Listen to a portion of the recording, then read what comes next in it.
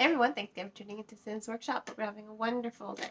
Alright, so today we're going to be talking about The Queen's Secret by Melissa de la Cruz. This is the sequel to The Queen's Assassin. I reviewed The Queen's Assassin last week. You can check out my review in my YouTube channel, 2021 book review playlist. I had a lot of mixed feelings for that novel.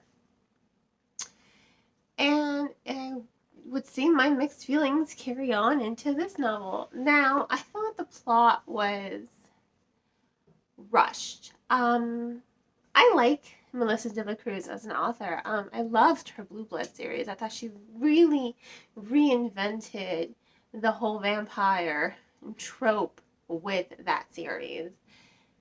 It was something different. It was something unique.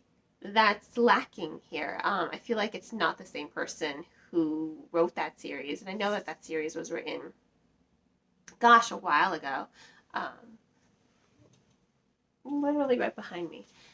I know it was written a while ago, but that still doesn't change the fact that I feel like the Queen's Assassin series, this series here, I think it's lacking passion because it felt very tropey.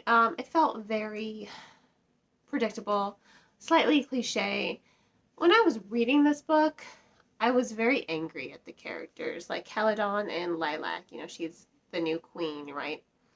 And they fell in love in the previous book, and I really didn't find that relationship believable in the previous novel. And I will say this, I found it more believable here. And that's probably why I was so angry, because there's a lot of miscommunication between these two characters. She's a queen, she's married, but her and her husband have always lived in separate rooms. It was a political marriage from the beginning. Always 100% political. Caledon is her heart. He's the one she spends her nights with. Now, gosh, it was just very underwhelming, this story. I was underwhelmed. I know I'm reading it, and I literally read it in a day because I was on my way to a wedding and it was a 10-hour car ride. So I'm just sitting in the car. I'm just reading. And it was just very anticlimactic for me. I was very underwhelmed. I finished the book and was like, well, that was anticlimactic. It's, again, very tropey. I don't feel like she reinvented young adult fantasy. There was really nothing unique about it, nothing really fresh. She, Lilac gets her happily ever after, but with her and Caledon, while I find their relationship way more believable in this novel, I was just angry a lot of the times at both of them because I'm like, you're both idiots. Just talk to one another. Can you just talk to one another? Like, just talk. That's it. That's what bothered me. They're not talking to each other. They spend half their time getting caught up in their heads. And while that's realistic, I understand that there's a lot of misgivings between the characters. Their situation is not ideal. So, of course, they get caught up in their heads. They get caught up in jealousy.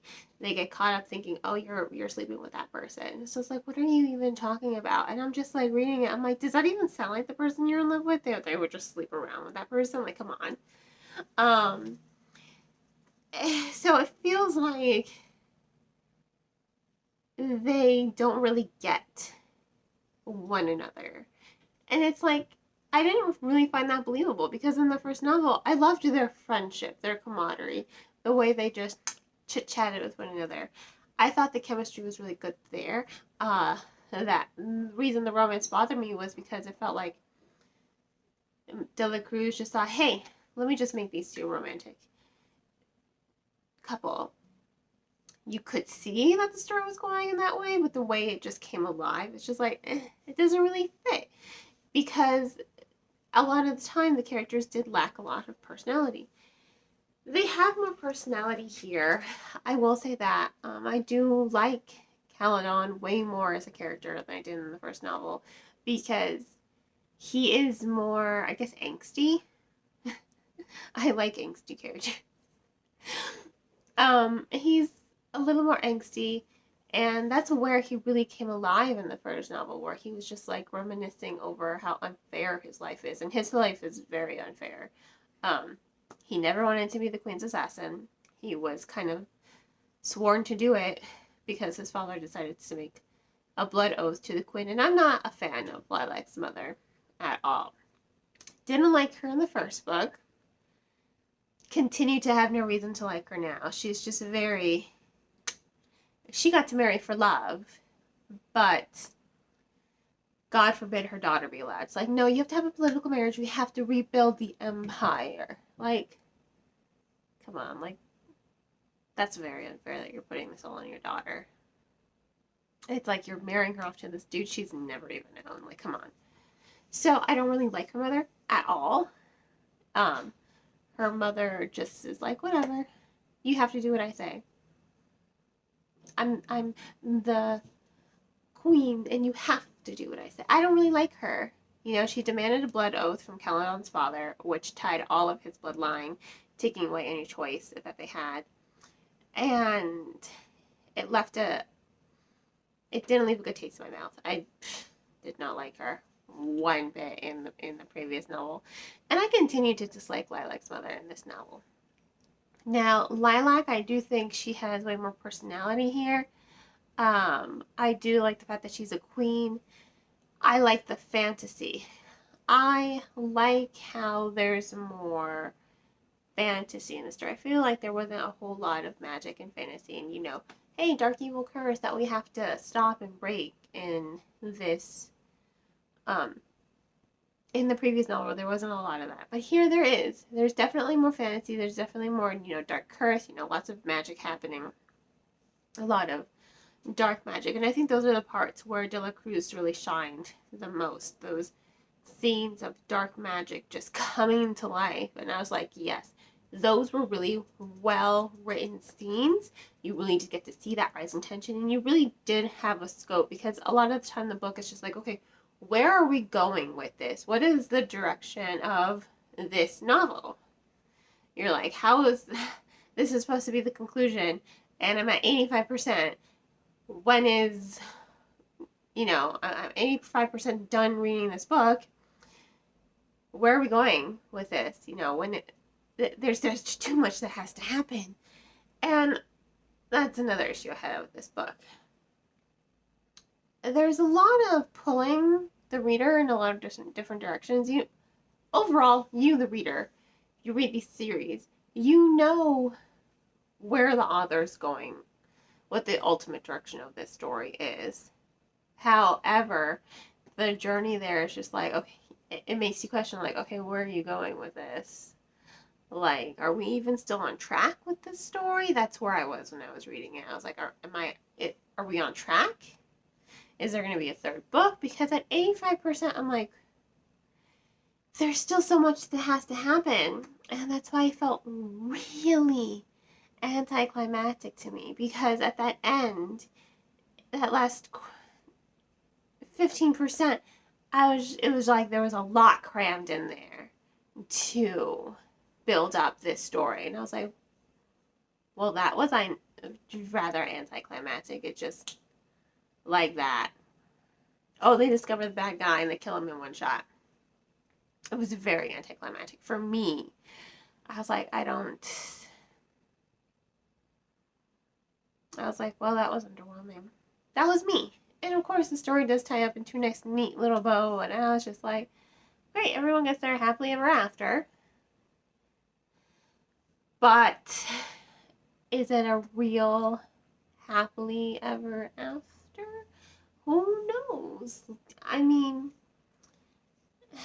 it left a lot to be desired. It really did. I was very just meh about the whole thing, and which sucks because I was like really excited to read the series, because again, huge fan of Melissa De La Cruz. I was really excited to read it, and I was just deflated by the end, which sucked.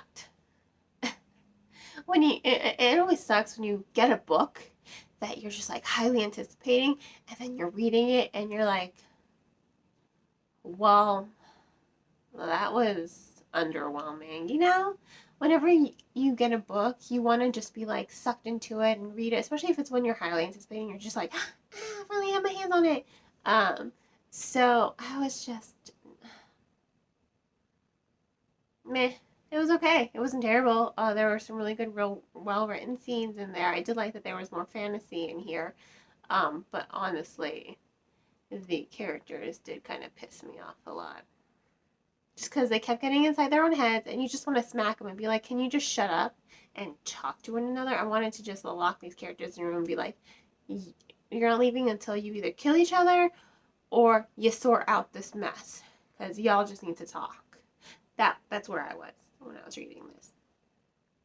But anyway, this was The Queen's Secret, sequel to The Queen's Assassin by Melissa Cruz. I have to give it 3 out of 5 stars. Wasn't poorly written. I was just really underwhelmed by it because I felt like this wasn't the Melissa Cruz that I'm familiar with. You know, it just didn't feel like her writing. You know, maybe I feel like maybe this was a ghostwriter. You know, not really Melissa Cruz. That's where I'm at right now in my head. I'm like, this couldn't possibly be Melissa Cruz because when she writes, she has this fantastic way of reinventing, and I feel like this was just another kind of generic young adult fantasy. It's entertaining for a quick read. Again, I read it in a car ride, 10-hour car ride. I read it in probably 8 hours. And I was just like, well, I was able to read it, but it just didn't feel unique. It didn't feel fresh. It just didn't feel like Melissa Cruz. Plain and simple.